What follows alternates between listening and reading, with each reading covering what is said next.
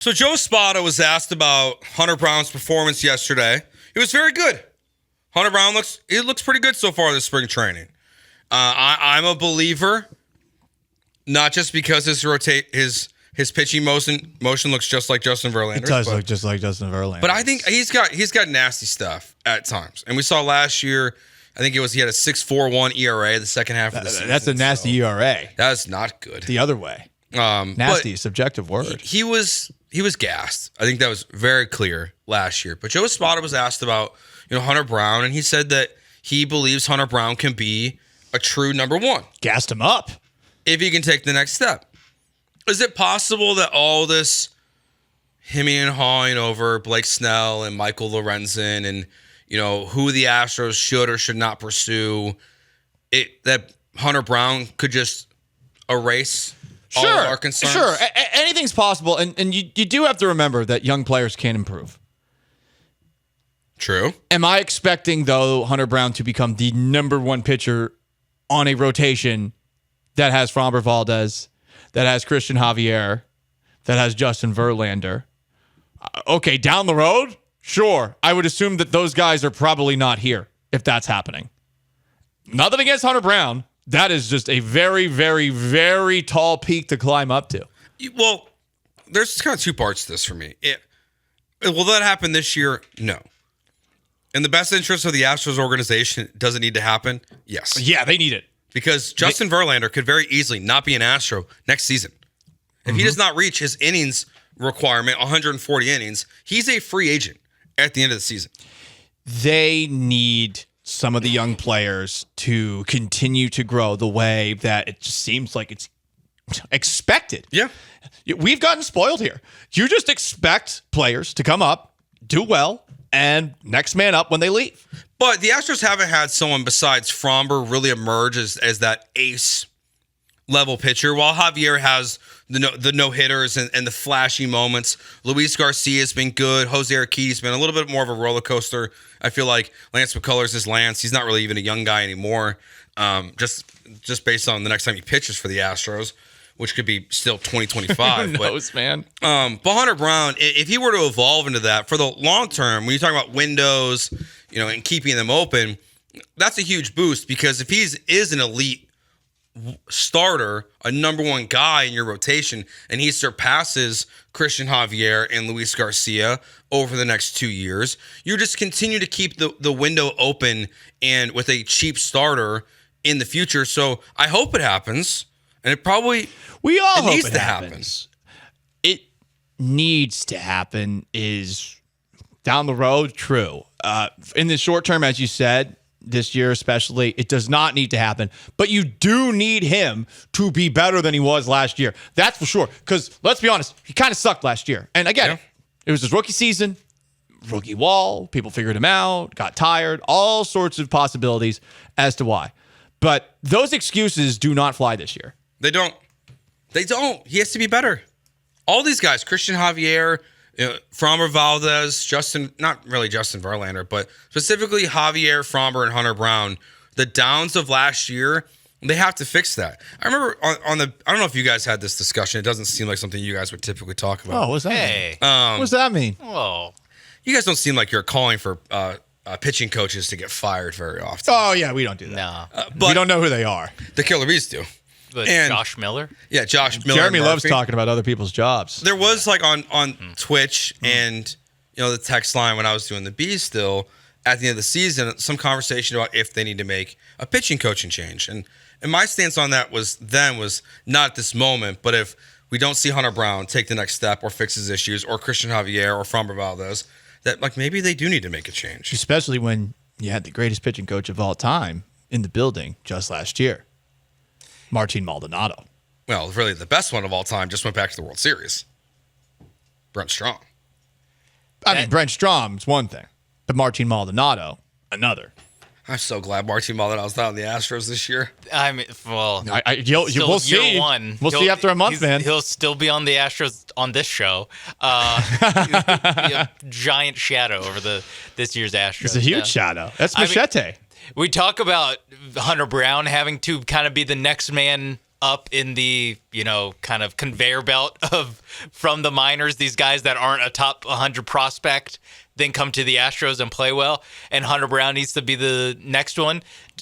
Does Josh Miller have to prove something? Is it a prove-it year for Astros pitching coach? Be the next Brent Strom? I mean, at some point, someone's going to get the blame if these guys don't take the next step as starters. If they don't fix some of their issues, someone's going to get the blame. Yeah, let's blame somebody that's not the actual players themselves. Let's blame the manager like we did last year with Dusty Baker. But that's how things work in sports. Listen, that's why they got the afternoon show. I get it. Like, that's why the Killer Bees are up there. They're calling for pitching coaches' jobs, like guys who are making less than 7 figures a year, Hey, they're easily disposable. It's not Hunter Brown's fault for stinking it up last year. It's true.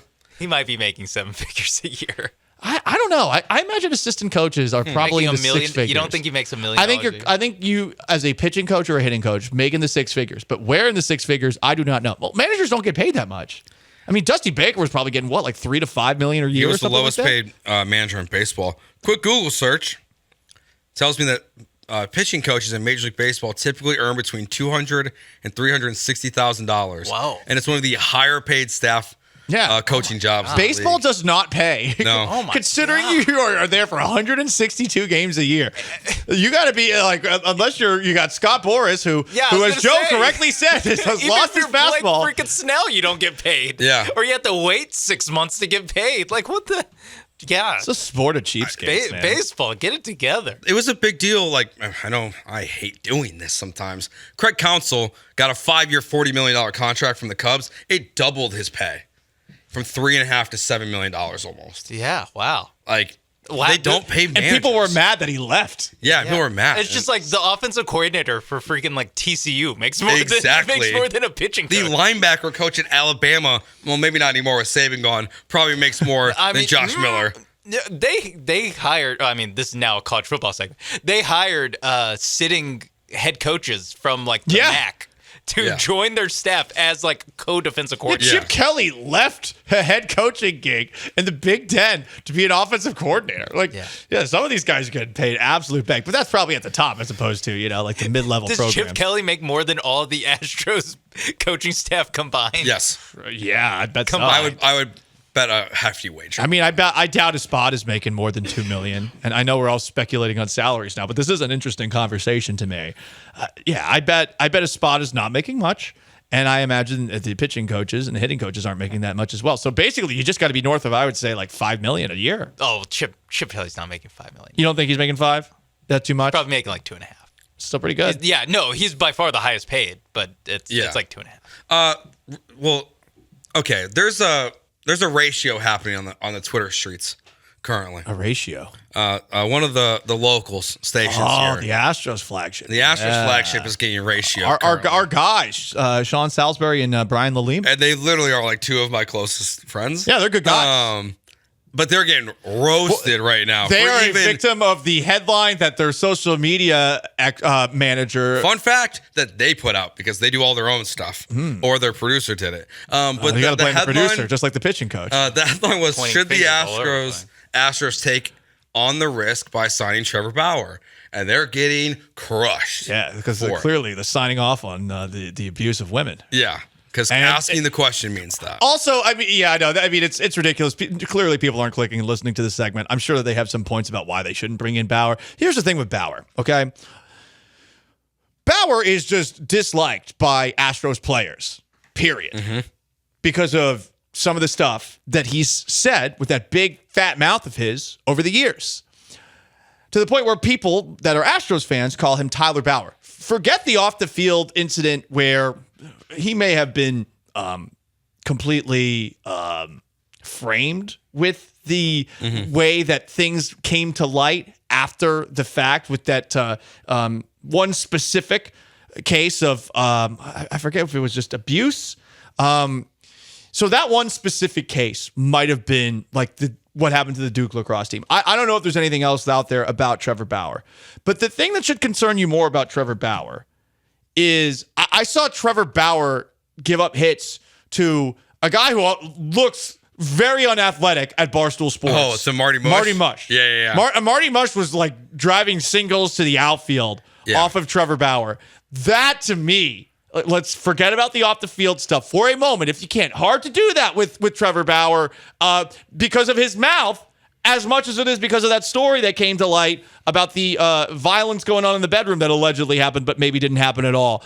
The guy is giving up home runs to Barstool bloggers. Yeah, my thing with Bauer too, if you want to remove all that stuff, because it is a little complicated, to be honest, because the photos are gnarly, but he is innocent. And that's been very clear. I'm surprised the team hasn't given him a chance. That's why it's one of those conspiracies where I think he's kind of been told, like, we don't want him in baseball. He's probably also the biggest difference is between as this conversation will lead to right away, typically on the Twitch already. If the Texans can sign Mixon, the Astros can sign Bauer. There's one big difference. Players in the NFL clearly like Joe Mixon. There is a coach on this staff, on the Texans staff, that coached Joe Mixon that clearly signed off on it in Bill Lazor. With Trevor Bauer, he's so disliked. The Dodgers players were not upset that they did not stand by Trevor Bauer. The Texans players were upset that the Texans organization did not stand by Deshaun Watson. No one is sticking up for Trevor Bauer, the teammate. He also, let's talk about on the field. He's a whiny ass bitch. He threw a baseball 150 yards over center field because he threw a tantrum and got taken out of a game. He also missed the World Series because he cut his finger playing with the drone. He's a moron. I don't care. I don't even care about that stuff. I don't care about the other stuff. This guy sucks. No one likes Trevor Bauer. That's why Trevor Bauer is not going to be an Astro. Nice rant. Thank you. He sucks. No, that perfectly said is that. If he was an awesome pitcher still that everyone loved, he would be, guess what? He'd be in baseball. He's hated. It's like Mike Fiers. Mike Fiers is hated by everybody. And he's not good anymore either. Yeah. I don't think that Bauer is the same level of player that he used to be. I think wherever he was last pitching, I don't even think he had very good numbers there. And I don't know if it was Japan or Korea. He had his start of the year was very awful. He ended the season it looked like he figured it out. Okay. Once again. So when you I look remember at the beginning of the year though. Yeah. When you look at his numbers last year, they're pretty good. But there's a reason why there's 30 teams in Major League Baseball and no one has even considered the idea of signing Trevor Bauer. So, no, the Astros are not going to bring him in. Has anyone even brought him in for a workout or anything? That's the crazy part. And there is part of it that drawing the comparison with Deshaun Watson and him not being the same person after, a year and 11 games off, him coming back and clearly being a shell of himself for the half season he played in 2023 or 2022. And, I guess he also played a half season in 2023 because he got hurt, but he wasn't that awesome before that. It's the question of, would Trevor Bauer even be the same guy that he was when he left MLB the first time after all this time? Well, and look at Trevor Bauer's statistics. And if you think back to Trevor Bauer when everything was happening with Garrett Cole and Max Scherzer and the sticky stuff, and he was going, that's when his YouTube channel popped off, right? Is when he started talking about all the players cheating. And he out loud talked about how, if everyone's just going to get away with it and jump up their spin rates and all this stuff, I'm going to do it too. You look at his last year in LA, he had all the signs that he was also one of those players that was heavily using the spider tack and all that stuff. So that they've now cracked down. That they've cracked down on. So I don't buy it. If he was just less annoying, maybe. But that's a big thing to get over. And I think the one thing that you can say about the Astros clubhouse through the years is that it has been remarkably close despite a multitude of different cultures. Baseball gets very cliquey in the clubhouse, especially when you're not winning. So maybe winning is one of the main reasons for it. But it does seem like everybody in the Astros clubhouse genuinely gets along with one another. You bring this guy in, it is going to be an uphill battle for him to become a part of the team. And he'll have to also perform at the same time. And if he doesn't perform, which does seem rather unlikely at this moment in time, then why would you just roll the dice on him? Yeah, because it reminds me a little bit too about like just going back to Mike Fiers, just like how disliked he was and how the issues that caused.